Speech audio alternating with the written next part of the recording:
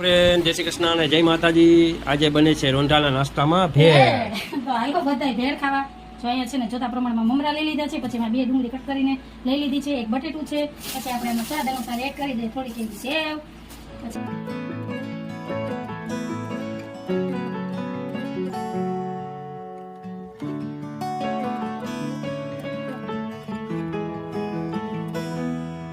મસ્ત એવી ભેળ તૈયાર થઈ ગઈ છે ને ધારા ખાવા માટે તૈયાર થઈ ગઈ છે. તો આ મસ્ત એવી ભેળ થઈ ગઈ તૈયાર ને આ કરી દીધી ડીશમાં સર્વ.